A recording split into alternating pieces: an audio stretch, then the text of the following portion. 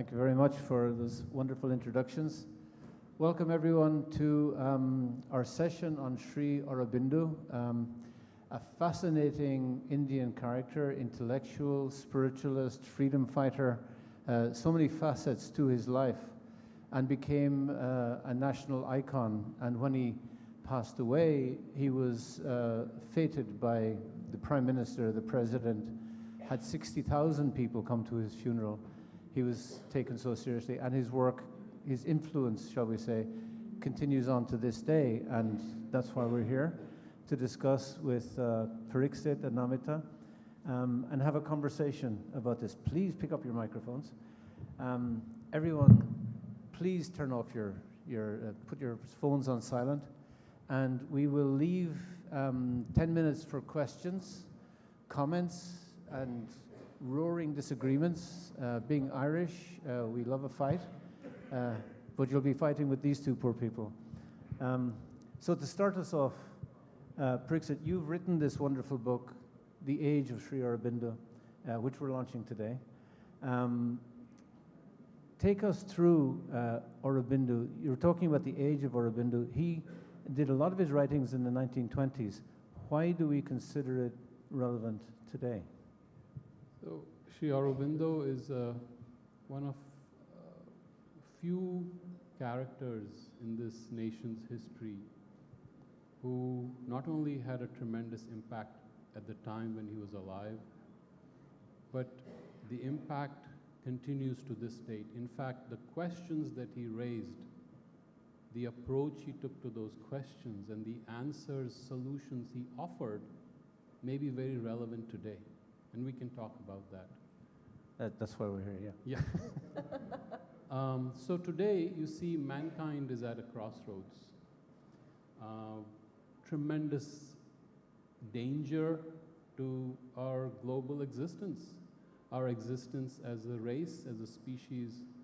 Not only is there a risk of nuclear holocaust or dangers, the wars, pollution, global warming, but now technology having the ability to usurp human creativity and human intelligence, whatever there is or was. And it is time to realize that there may be something in us, each of us, that may be more creative, more intelligent, wiser, and have more powers than your AI products. AI products should be used, can be used.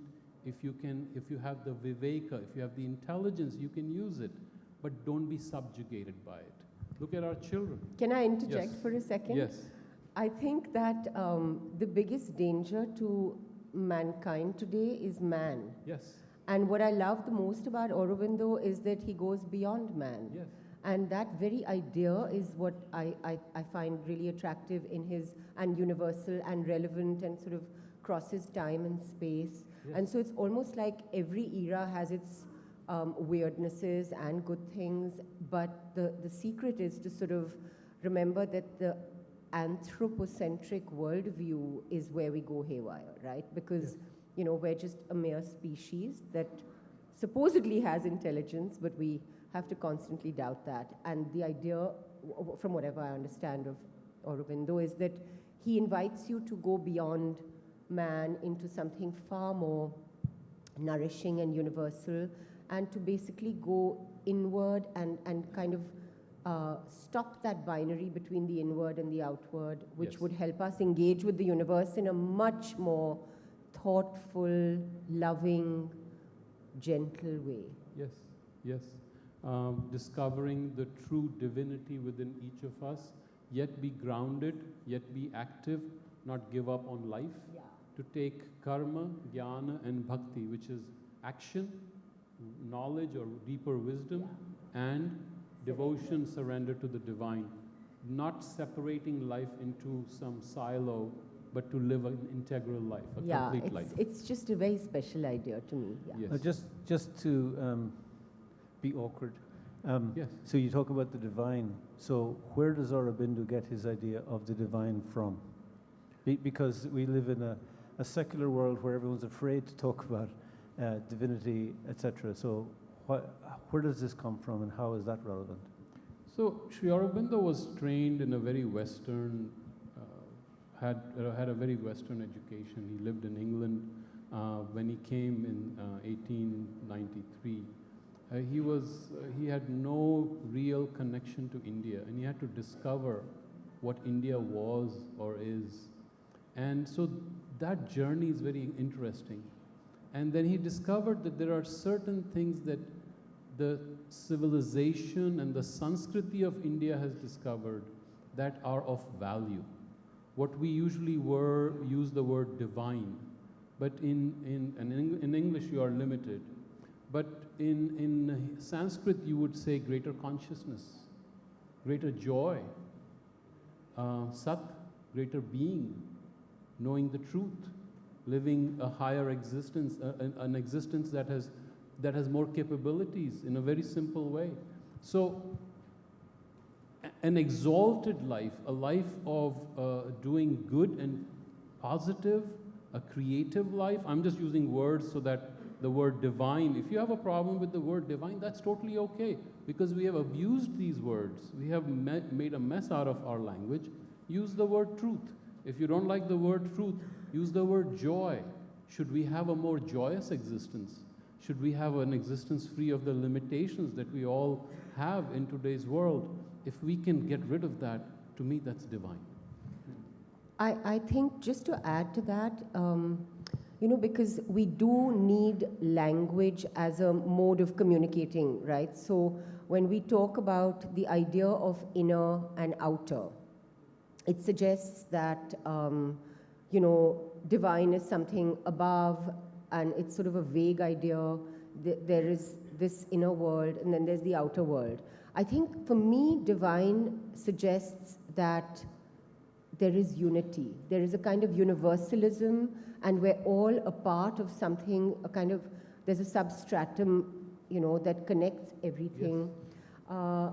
And I think that very idea is, to me, what divine is. And I think what he was trying to do through breaking down that barrier between the inner and the outer, which just changes the way in which you engage with the world, right? That's correct. Because if you view the outer as something that is merely an extension of the inner, suddenly you're not going to hurt or harm something that is yourself. That's correct. And but I think the problem, at least for me, was to be able to actually understand a lot of what he wrote, because it was a little obtruse, and maybe if it was off a time, and he was a scholar, and there was a sort of a need to write in a particular way which the academy required perhaps at the time. I just wish there was more accessibility that just brought these ideas out in a way that made sense to normal people. Yes. And because the ideas are so beautiful and so irrefutable and so kind of nourishing. Yes. So this is supposedly what you're trying to do in the book. Yes, that's Yes. correct. Yeah. So how have you done? So very good that we've unpacked the divine and tried to make it more comprehensible. And these things need to be defined, without doubt. So tell us more about Sri Aurobindo's idea of how the divine is important in the material context, shall we say? So, see, what had happened over the last 1,000 years in the Indian tradition was we had gotten enamored with the concept of sannyasa, giving up the world to go on our discovery for the divine, right? Okay, you're channeling Namita now. What happened? I'm sorry. This is her book. So. Is that right? Yeah. Okay. So, Sri Aurobindo was someone who actually fully brought out the original teaching of Sri Krishna. Sri Krishna tells Arjuna not to give up on the righteous path, on the path of truth, and fight. Do everything for a higher purpose. That he brings out again, and the Gita became a mainstay. So action cannot be separated from wisdom or jnana, and which cannot be separated from bhakti. All these become a triune path. The impetus to walk away from life, somewhere we had misunderstood or forgotten the Gita, he brought it back. Again, to act in this world, to make it part of our inner journey, because the inner and the outer are not separate, as you said. Living a complete life, not separating our life into small compartments, and to bring that out, what the Gita calls loka sangraha, right? The true loka sangraha is transformation of the human life. Can we bring human life to a new level of consciousness that can transform how we live, how we treat each other, how we do things together? That becomes a very important part of his message when he talks about the Gnostic communities. So again, there's so much, but I will let you. No, I think that the biggest, for me, one of the biggest ideas that he, referred to was not separating the sacred from the material. Like you said, you don't have to take sannyas to then suddenly discover the divine after you've, perpetrated rubbish on the world. At some point, you're like, okay, time for me to go and find God. The whole idea is to kind of like be in that zone while engaging with the world, because the world is your best curriculum to kind of,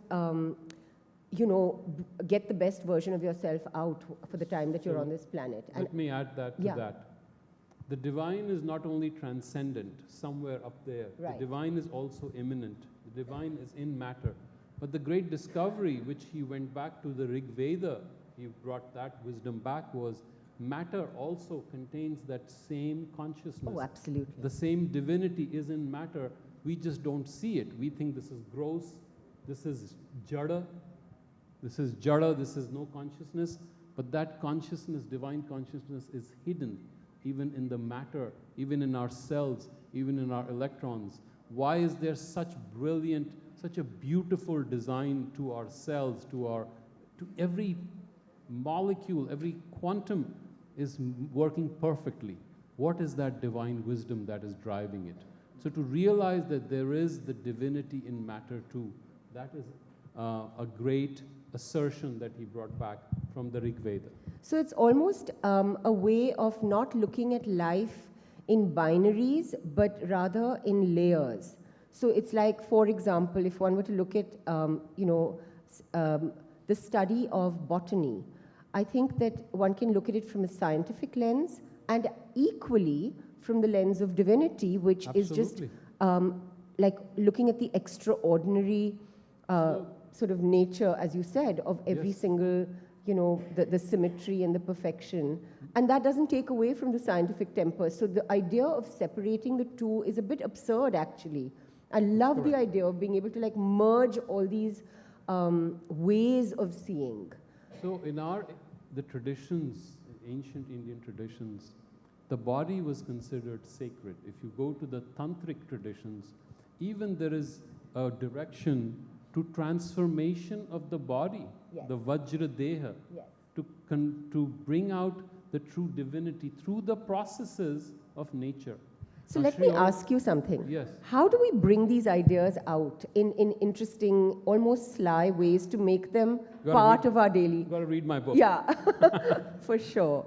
But because they're very powerful ideas that he resurrected from the scriptures, etc.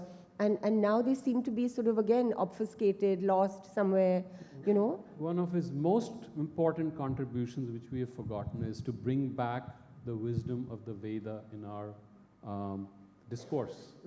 And we kind of see Veda as only ritual or karma kanda. But the Veda is something much more. If you go behind the symbolic language of the Veda, the Agni is not just an external fire. The Agni is the divine within, the fire within you. And the Agni is not just here, the Agni is also in the Surya or the solar Agni, because this Agni is coming in that solar Agni too. It's the same Agni in a different representation. It's the same Agni in Indra. Indra, who is our higher consciousness. Indra is not a god somewhere sitting outside. Indra, actually the root of Indra is Idha. Idha is to kindle. So see how beautifully the symbols, in fact the Veda says there is fire in the water, in the apasa. There's fire in the matter.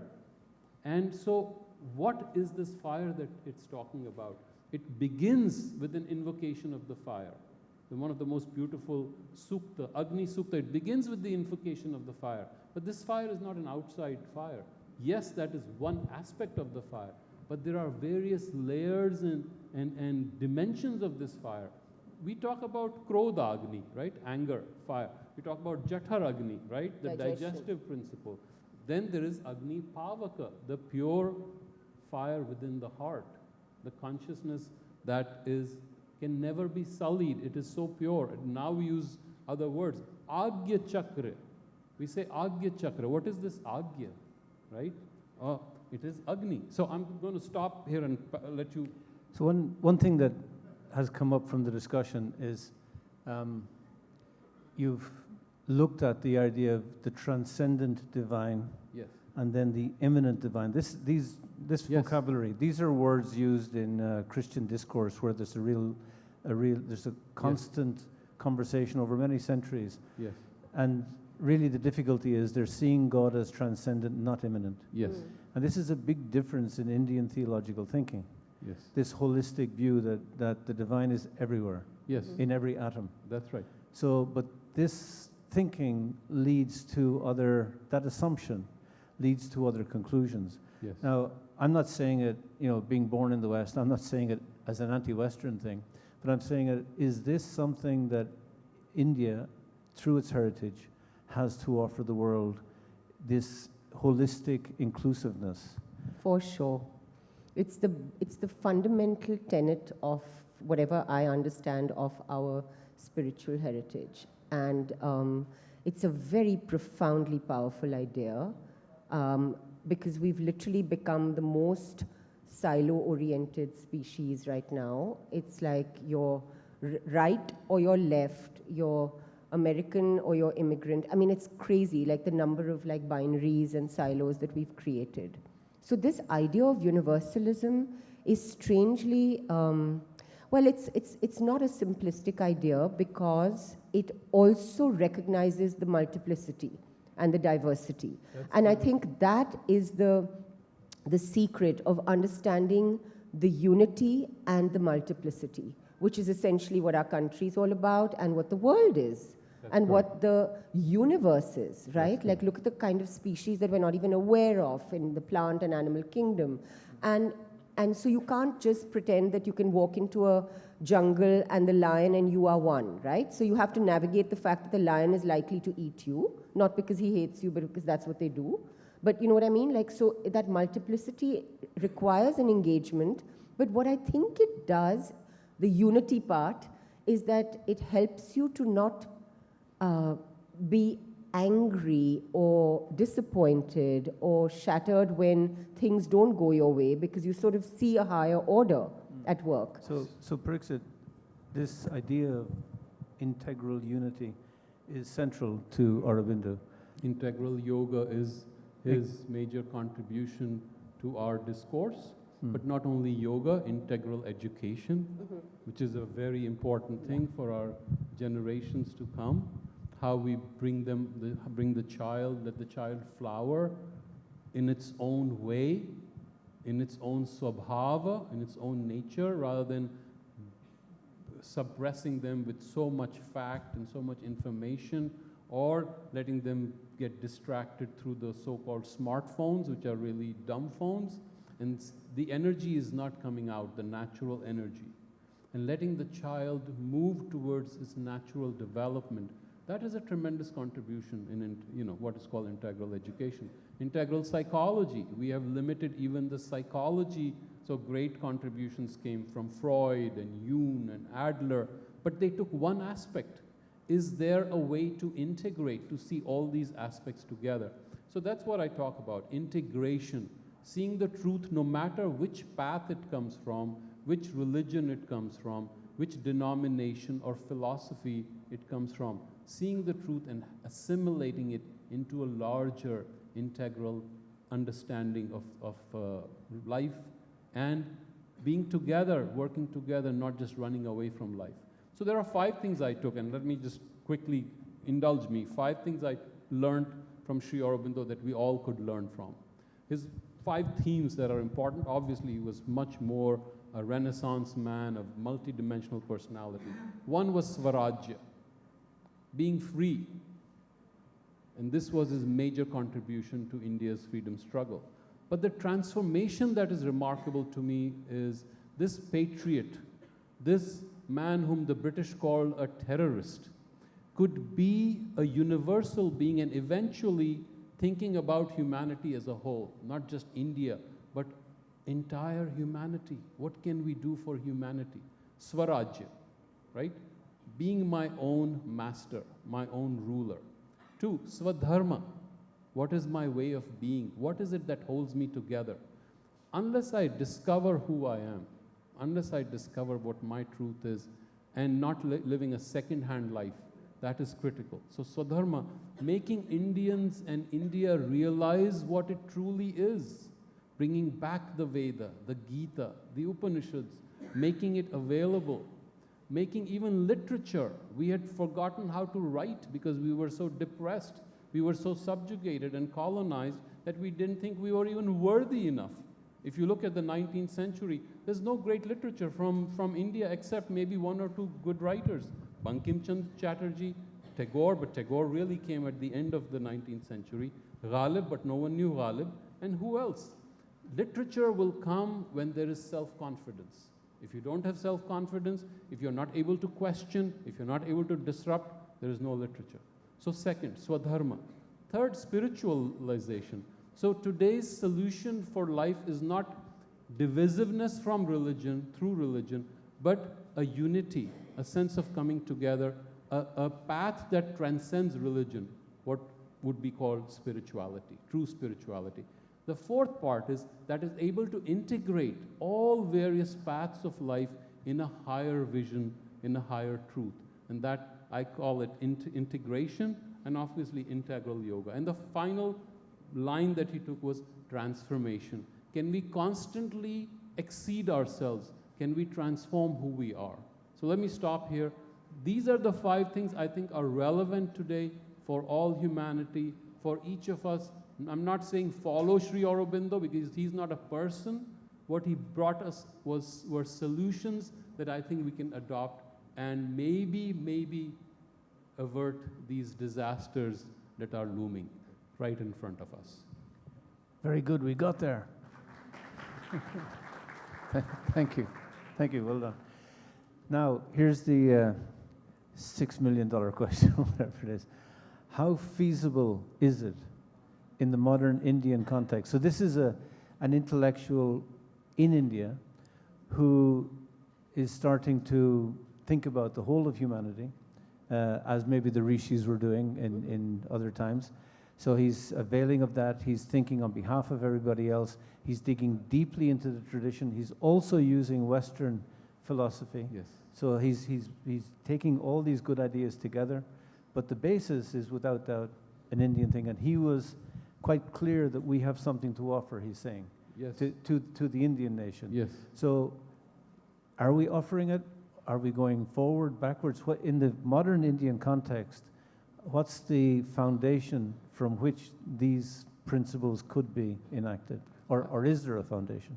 I think... Be careful what you say, because you might be able to get back into America. No. See, I see him as a great visionary, a seer. In our ancient tradition, the visionary saw beyond the limits of time and space. And when he articulated something, that had a power, a formation to effectuate itself. That is the power of the mantra. When a great visionary, a rishi says something, that will happen in due course of time. Have we really understood him? Have we really tried to absorb him? I would say no. We have not truly integrated, pun intended, Sri Aurobindo in our lives. But then Sri Aurobindo is not someone we have to follow as if in a cult. We have to question him. We have to wrestle him, if I may use the word. We have to see what he's saying. How is it relevant? And what are the solutions he's offering? Could we do a better job? Definitely.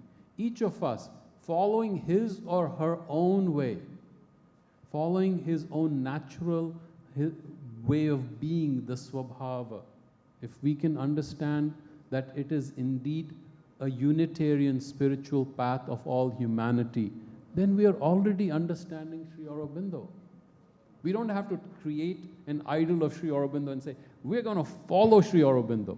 We have to understand what he's saying, and by discovering the truth within us, we realize that he's articulating the same truth that we are already. So this is an intellectual exploration that could lead to an experiential realization. It's not just an intellectual, it's really a spiritual realization, spiritual understanding. Right.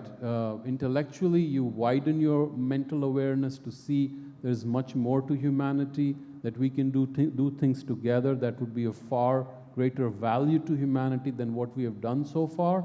But we have so much more in possibility, each of us. That possibility is what he has shown us. That invitation is what he has brought to our own highest capability, the human potential. That is, I think, his greatest contribution. Very, very interesting.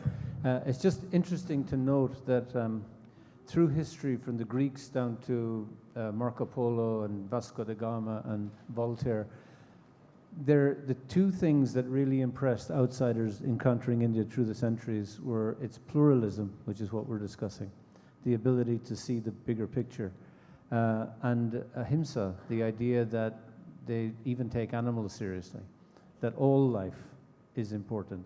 So it's very interesting that we're touching on this.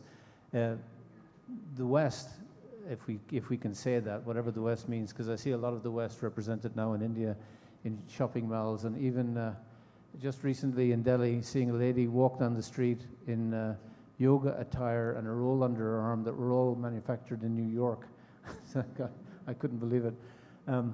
But in the West, there's a certain way of thinking, a certain way of acting that hasn't taken Indian thought into account, simply because Indian philosophy hasn't been taught in the West. It's two places, Hawaii and Oxford only from 3 years ago. So I mean, this conversation may seem kind of academic or something, but in actual fact, this is practical. And unless people outside this room and in different continents hear it, it won't have the resonance that I think Sri Aurobindo wanted, but I think the world might need. I would beg to differ on a small point, which is that I think the values that Aurobindo brought out from the Vedic tradition, etc., were so universal that they have in fact touched many great thinkers in the West. Perhaps not in the mainstream, but certainly, you know, when you read Ralph Waldo Emerson, Aldous Huxley. Aldous Huxley, definitely. He nominated him from the Nobel Prize. Exactly. And yes. so you know, there've been the physicist Fritjof Capra, yes, who, you know, much more recently. Yes. You know, some of my favorite... Much more recently. Yeah. Shaunaka Rishi does. Yeah. But Shaunaka Rishi does. Schopenhauer, the German, and so I think Ken Wilber has taken a lot of Sri Aurobindo's ideas into his own. And so I do believe that these are not even Western or Indian ideas. I think they're extraordinarily universal, and so anybody who has looked beyond what is available to them has somehow kind of found these ideas and then brought it into their work. T.S. Eliot, of course. Somerset Maugham and J.D. Salinger. I mean, the list of writers that I discovered who had kind of dipped into this magic juice of thinking, you know, is like quite a wide and across the universe. So I think we need to get rid of this artificial divide that we have in our head of East and West. Yeah, and in a way, I think that itself is a relic of an era that is gone. Yeah. It's a dinosaur. I think we need to go beyond it. It's just a concept. It really doesn't exist anymore. We have to start seeing ourselves as one humanity, if possible, having our own uniqueness. Each nation, each race, each geography. So the beauty of description of the divine is one in many, one as many, many in one. You cannot say this oneness is only the divine, or this manyness, this variability is the divine. It's a dynamic interplay. It's far more complex. It's difficult to formulate. The mind cannot capture it because it slips through the mind. But that's just as well. The mind is not the highest instrument to apprehend reality as it is. The greater reality is to be able to see. So that is why we call it darshana. Darshana. So could we slip into what I see as a regular end of a philosophical conversation, Indian philosophy conversation, where there is no barrier, it is all one, and therefore there's nothing to be done. So nothing There's happens. everything. No, but then remember, there's everything to be done. Then now you need to get serious. Yeah. This is just the beginning. It's beginning, but geographically we talk about the West. We shouldn't talk about it culturally, philosophically, but geographically. But there is, this is my personal analysis, India has something to offer the world. It's hardly aware of what it is. That's correct. India is ticking boxes. Economic development, Yes. nuclear power, Yes. great democracy. Yes. None of these Hardly. none of these ideas are Indian. What Right. has India got to offer the world? And that becomes somehow geographic, somehow state-based, but the ideas aren't. And this is, I think, what we're saying. But someone has to take the responsibility to study these texts Yes. so that the discourse can happen. Because if the texts aren't studied, there won't be a discussion, and the discussion will always end at, it's all one, so. No. I'm sorry, I'm going to say, And it's we have 3 minutes left, so go for it. okay, I was Let's just going to say start the fight. that it's just unfortunate that the great upholders of the Hindu Vedic tradition, most of them haven't even bothered reading what's in there. And so what happens is distortions That's and correct. appropriations. Totally. And so the real stuff just gets like sort of That left is in. why we need the rigor, the discipline of the Western mind, the academic Absolutely. approach. We need that hard stickiness of fact. This is what I see. This is what I'm going to call it. I see it only as matter. I'm going to call it as a matter. Show me that it's something else. Finally, we're back in Oxford, which is exactly where I wanted us to be. Yeah, but let's see it as a balance of two human tendencies. It's no longer Indian or Irish. Nobody's perfect. But we have to see it as a human movement that has taken different paths through different geographies, cultures, civilizations. And now can we go beyond that? Can we go beyond our limitations, whether it's the limitation of religion, of race, of nationality, of language? That, if we can do as universal creatures while being individuals, that would be a good start. Oh, very good. Can I just add one little Yes, sir. thing to that? Maybe we could even go beyond speciesism. That Absolutely. It's not just about the Absolutely. human dignity, it's about the dignity of all life. All creatures. That would be a very the whole earth. Indian perspective. Yes. Hindu, Buddhist, Jain, Sikh. Yes, Yeah. yes, absolutely. Very good. I think this is a good place for us to open it up for discourse. If anyone has any questions or answers, I'm going to go first to Dr. Karan Singh, my good friend. I'm so happy to see you here, and he was on the board of Auroville for many years. In fact, created Auroville, you could say, legally and fiscally. Sir. Thank you. I visited the Oxford Hindu Center. It's small, it's now growing, it's a very good center. That was before Shaunaka Rishi was the director, but it's a very good center. But what I want to raise is another point. I mean, Sri Aurobindo's thought is so multifaceted. I want to concentrate on his last message. I don't think people have given enough attention to that last message. That was the message he gave on 15th of August 1947, the day of our independence, and his own birthday, his own 75th birthday. Now, he mentions 5 dreams. I have spoken on them. Only 2.5 of them have have succeeded, the other 2.5 have not. But what I want to say is, if you remember, in his third dream, when he talks about the necessity of human unity, he says a catastrophe may intervene. That has always stuck in my head. Why does he say that? Are we in fact now nearing the catastrophe? Is Trump the catastrophe, to put it bluntly? Because I don't think we are moving anyway towards human unity. There are wars in Europe, there are wars in Asia, there are wars in Africa, there are wars in Latin America. Everywhere people are fighting. So where is the movement towards human unity? And is the catastrophe that he mentions, has it already come, or is something in the future? Pariksith, I'd like you to give your views on that. See, let's face one thing, that our so-called globalization or unity was only a very superficial unity. It was based on certain economic principles, advantageous to some societies perhaps, more an idea or a philosophy. Was there really human unity 30 years ago? I would submit to you, there was not. We just felt better because no one was fighting. Now everything that we had suppressed, hidden, all the junk inside has come out. We see our true faces in the mirror. What are we going to do about it? Now there is only one way. The way is to discover our true unity with the world, with the universe, without compromising the truth that is in my own heart. That is my humble submission, because I would hazard to say that we were not united, and unity has not gotten worse. It was always bad. We just felt good about it. And only the negativity that was always buried deep inside has come out. But I have hope, I have optimism, because it is always the darkest hour before the dawn.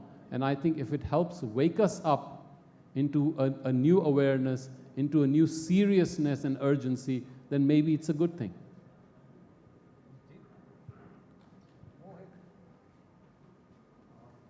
Can I have a mic? You don't need a mic.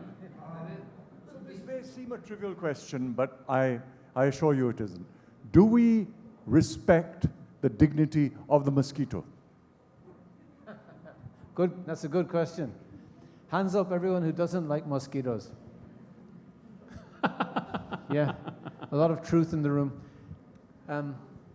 Just on a very personal level, I think we have to respect the dignity of all life. Every little unit has a part to play. And we may not understand the point, we may not like the point. There's always some annoying mosquito. When I go to Mathura Vrindavan and I go to get a rickshaw and I'm surrounded by all kinds of human mosquitoes trying to bite me and take more rupees than they should get, I get annoyed, but what can I do? This is the world we live in, and we have to learn how to respect and live with everyone. And that requires us to change, I would suggest. And that's, I think, what you're saying. That, you know, we have to become compassionate, tolerant, peaceful in our minds. And that's the challenge is always to us, I would suggest. I remember distinctly in Orissa, in Puri, spending an hour capturing a mosquito so I wouldn't harm it. So I captured it, and I opened the window and put it out the window and closed the window quickly, but mosquitoes have this strange path, and he came straight back in. I really didn't like that mosquito. But I want to submit that you still wanted to exclude the mosquito from your life. Yes, he was an illegal immigrant. Yeah, not from my life, from my room. From your life and back. At that moment in time. And there are certain human mosquitoes in my life I also wish to exclude sometimes. Yeah. Very good. Other questions? I think we've run out of time. We've run out of time? Yes. Oh, I beg your pardon. We've run out of time. Time is eternal, but not here. Thank you all very much.